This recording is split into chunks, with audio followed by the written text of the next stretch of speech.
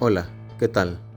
Mi nombre es Carlos Trinidad Jiménez Arroyo y por medio de este video, mis compañeras Arlet Calderón Cardoso, María de los Ángeles García Tamayo y yo les estaremos presentando la unidad 1, Conceptos básicos de la economía, de la materia de economía. Así que comencemos. Para entender esto, debemos tener presente qué es la economía. Y para esto, citaré al economista británico Lionel Charles Robbins, quien definió la economía como la ciencia que se encarga de estudiar la administración de los recursos escasos para satisfacer las necesidades múltiples. Dentro de esta unidad encontraremos los subtemas 1.1 Objeto de estudio, 1.2 Campo de estudio, 1.3 Método de estudio, 1.4 El problema de la escasez, 1.5 Pensamiento económico y por último 1.6 División de la economía. El objeto de estudio. El objeto de estudio específico de la economía puede definirse en torno a tres ejes principales. El primero, los procesos de extracción, producción, distribución, intercambio y consumo de los bienes y los servicios que una sociedad requiere. El segundo, los modelos posibles de satisfacción de las infinitas necesidades humanas a partir del conjunto finito de recursos disponibles. Mientras que el tercero es el modo en que las personas y las sociedades sobreviven, comercian, prosperan y operan financieramente. De este modo, la economía se interesa por un rango muy amplio de objetos de estudio, que van desde los mecanismos de fijación de precios de los bienes y servicios disponibles en una comunidad, el comportamiento de los mercados financieros y su impacto en la sociedad, el comercio internacional, la intervención del Estado en los mercados internos, la distribución de la renta y los métodos de combate de la pobreza, hasta las teorías de crecimiento y de los ciclos económicos y su impacto en las sociedades que los protagonizan. Campo de estudio. Como ya se habrán dado cuenta, el campo de estudio de la economía es muy amplio, pero se pueden establecer dos corrientes que convergen y forman a la economía moderna, la macroeconomía y la microeconomía. Hubo un tiempo en que ambas se estudiaban por separado. Sin embargo, hoy día es muy difícil realizar un análisis económico sin una u otra. Microeconomía. Se encarga de estudiar el comportamiento y la interacción de los agentes económicos, familias y empresas, en los mercados. No hace hincapié en grandes aspectos como la inflación, intereses o políticas económicas, sino que estudia los bienes, los precios, los mercados y los agentes económicos. Mientras que la macroeconomía se encarga de analizar y estudiar el funcionamiento económico de manera global y general. Hace hincapié en los grandes aspectos de la economía, dejando de lado los agentes económicos.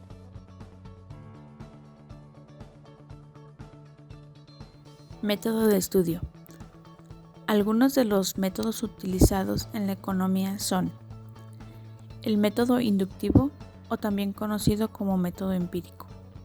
Fue uno de los primeros métodos propuestos por Adam Smith para estudiar la economía. Dicho método consiste en establecer proposiciones, teorías o análisis de carácter general, obtenidas por la observación y experimentación de casos particulares aislados. El objetivo de este método es estudiar lo específico para llegar a una conclusión general. En primer lugar, debe llevarse a cabo una etapa de observación y registro de los diferentes hechos económicos que se están estudiando. Posteriormente, analizar lo observado estableciendo definiciones claras de los conceptos observados y finalmente formular proposiciones científicas y enunciados universales generales.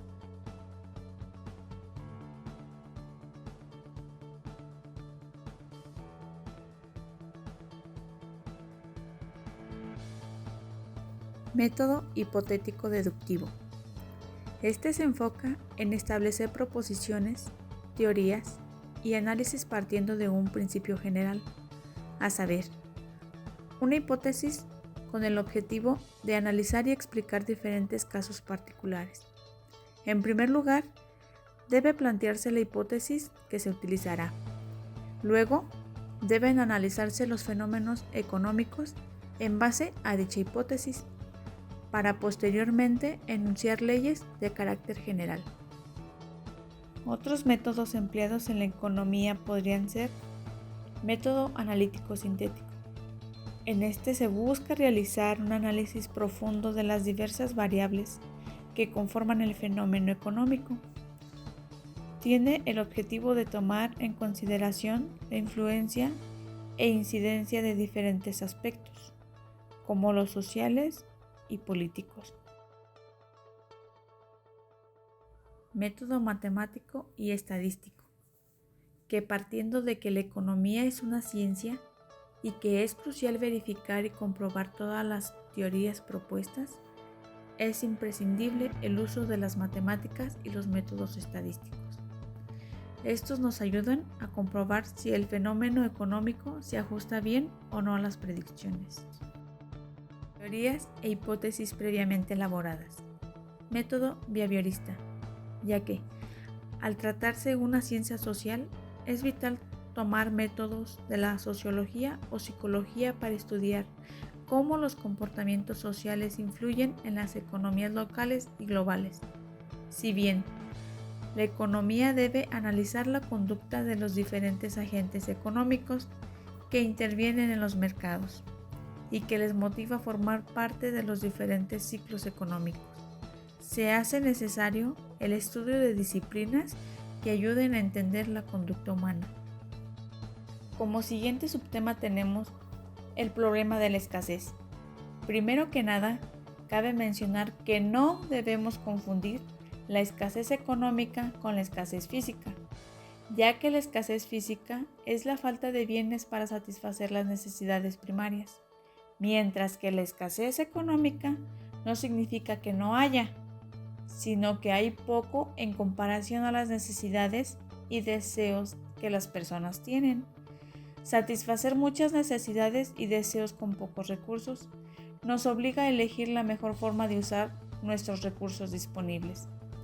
Pongamos un ejemplo. Quieres comer palomitas y ver una película en el cine, pero solo te alcanza el dinero para una u otra cosa. Entonces, estás experimentando la escasez, ya que no puedes satisfacer los dos deseos. Muy bien, pasamos al siguiente subtema, pensamiento económico,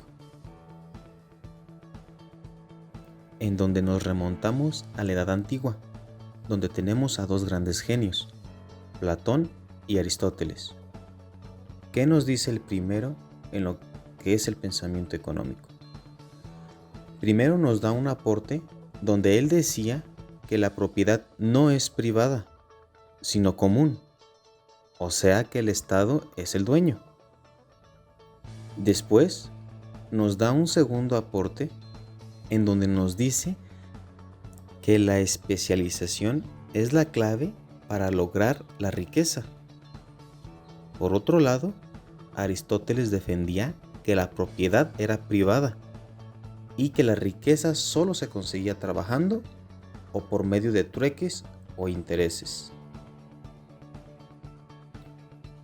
Pasamos a la etapa de mercantilismo, donde uno de sus pilares fundamentales fue la creencia de que los países que querían mantener una posición relevante en el contexto internacional y desarrollar su poder, debían acumular riquezas, principalmente en la forma de oro y otros metales preciosos. Después vienen los fisócratas, Y entre las principales ideas que comenzaron a fraguar, destaca la de la libertad de comercio, con una fuerte tendencia al libre cambismo. Este se plasmó en la corriente conocida como fisocracia, la cual se oponía a la tesis del mercantilismo, que prevenía un importante papel del Estado en la economía. Si seguimos avanzando, nos encontramos con los clásicos, quienes enfatizaron los beneficios del libre comercio y desarrollaron un análisis organizado del valor de los bienes y servicios como reflejo de su costo de producción. Los economistas clásicos se oponían a la intervención del gobierno en el mercado a través de controles de precios, cuotas, regulaciones o cualquier otro mecanismo que alterara su normal funcionamiento. Continuando, llegamos al marxismo, en donde el principal argumento en el que se basaba el marxismo es que el capitalismo es un sistema económico cuya estructura es errónea y por tanto debe ser reemplazada por otra que aboliera el sistema de propiedad burguesa y el libre mercado de bienes y servicios. Neoclásico. Aquí se da la asignación y distribución óptima de los recursos en una sociedad. Además, apoyaron firmemente el libre comercio como motor de desarrollo económico y como una forma de aprovechar las ventajas comparativas de los países. Y más adelante Keynes, quien aparca los pensamientos económicos clásicos, basados en el liberalismo, creía que la principal causa de la crisis es la baja demanda, derivada de las bajas expectativas de los consumidores. Propuso el intervencionismo como mecanismo para estimular la demanda y regular la economía en momentos de depresión. Y llegamos a la actualidad, donde se presenta el liberalismo, un pensamiento económico que promueve el libre comercio como la mejor forma de alcanzar el desarrollo económico. Esto gracias a que aprovecha las ventajas comparativas de los países para alcanzar mayores economías de escala, promover la destrucción creativa y destruir los privilegios de grupos de interés protegidos por alguna regulación injustificada. Por último, tenemos el subtema 1.6, división de la economía. La economía se divide en dos grandes grupos. La economía positiva, la cual se basa en especificar, demostrar y responder cuestiones económicas desde la razón, es decir, desde un punto de vista objetivo por el cual suceden las cosas. Y la economía normativa, quien se encarga de dar opiniones personales de manera subjetiva acerca de lo que realmente debería ser dentro de un marco económico. Dentro de la economía positiva encontraremos dos grandes ramas: la economía descriptiva, ya que esta es la encargada de recoger los datos de la realidad de distintas instituciones que tienen datos de forma natural, y luego tenemos a la teoría económica, en donde se encuentran los modelos económicos, además de tener como niveles a la microeconomía y a la macroeconomía, de las cuales ya hablamos. Por lado de la economía normativa, encontraremos la rama de la política económica, que nos sirve para tomar mediciones por medio de instrumentos, los cuales son la política fiscal y la política monetaria.